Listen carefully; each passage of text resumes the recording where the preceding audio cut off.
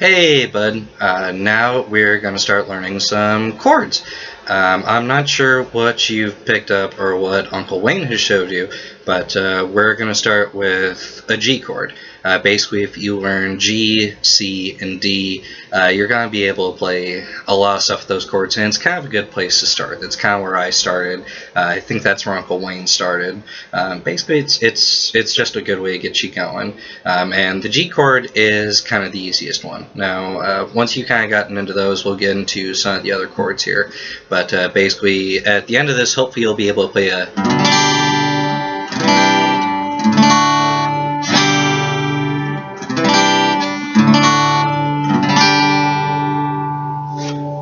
Okay, now I'm going to put up a little graphic here. Now what you're seeing is called guitar tablature. This is generally the easiest way to write out chords or notes on a guitar. It's a little bit easier if you don't know how to read music, or if you're like your Uncle Keith and you haven't actually looked at music for quite some time, you just kind of play by your ear. So this is a good way to kind of write things out without having to know how to actually write music. Now you'll notice that from top to bottom it has 6 lines, and that basically corresponds to the strings on your guitar.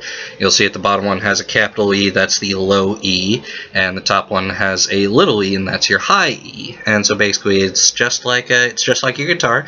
Like we went over last lesson, it's E, A, D, G, B, and E. And so basically, and you'll notice at the left of that there's a line that goes up and down. Basically that's the beginning of your guitar, and then the second line that goes up and down is the 1st fret, then the 2nd fret, 3rd fret, 4th fret, and you can kind of go on there, but we're just doing chords, so that's all we're really going to need here. And if you're feeling lost, don't worry about it. Eventually this is all going to make perfect sense to you. Now you see those little dots that are marked 1, 2, 3, and 4? Well, those correspond to this. Now, you see how those numbers are on your fingers there? Well, that means that when you're playing your index finger, that's when you say, we're number 1, is number 1. Your middle finger is labeled number 2. Your ring finger is labeled 3. And your pinky is labeled 4. Okay. Now, if we look back at the first picture, this should make a little bit more sense to you now. You see how it tells you exactly where to put your fingers? Now, once you get a little advanced, pictures will stop telling you what fingers to use and assume you can figure it out yourself.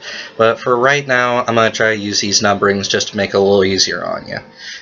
Now, basically, first of all, you want to take your 2nd finger, or your middle finger, and place it on the 3rd fret of the 1st string. Now again, you want to take your middle finger, 2nd finger, put it on the 3rd fret of the 1st string. It should make this noise.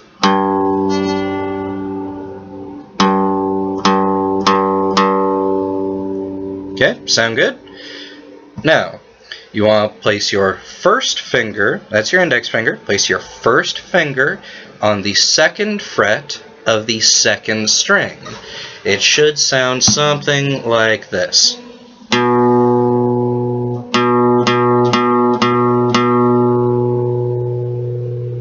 Good so far? Okay. Now, you want to take your 3rd finger, placed on the 3rd fret of the 5th string. That's the 2nd string from the top here. Now, so when you put it on there, your 3rd finger on the 3rd fret of the 5th string, it should make a noise like this.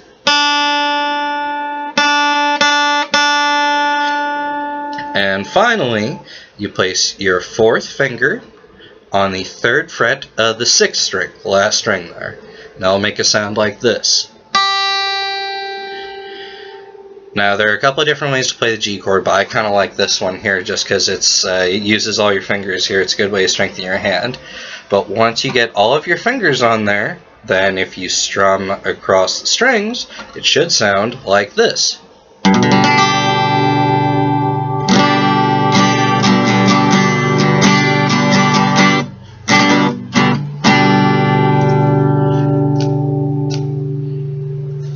Okay. Now, we are going to see how well Uncle Keith can do this here, but basically I'm going to try to make it so that you can see exactly what my fingers are doing, so that way maybe you can kind of see what's going on a little better here. There we go, I think that's a good one.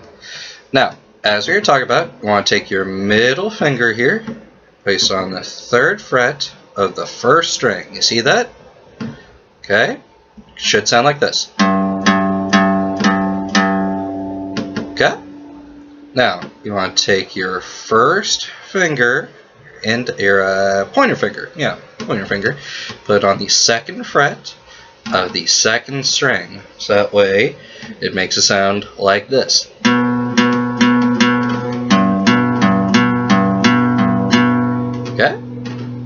Okay, and after that you want to take your ring finger here, this one right there, put it on the 3rd fret of the 5th string. Now it's going to be a little hard to see here, but basically 3rd fret, 5th string should make a noise like this.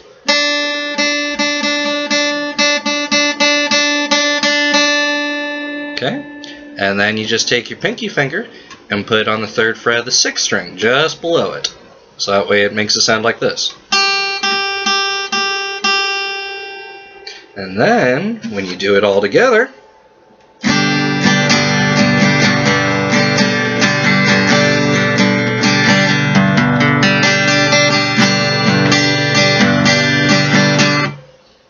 there. Now you see that wasn't so bad, was it? Basically, that is the G chord. I think I'm going to stop this one here. Basically, work on that one. Like I said, I'm going to do a few of these videos here so you can kind of get a couple of chords down, but I want to space them out so that way you can kind of go back to these if you need to review them here. So we're going to leave the G chord at that, and next time we will work on the C chord. Okay? Have fun.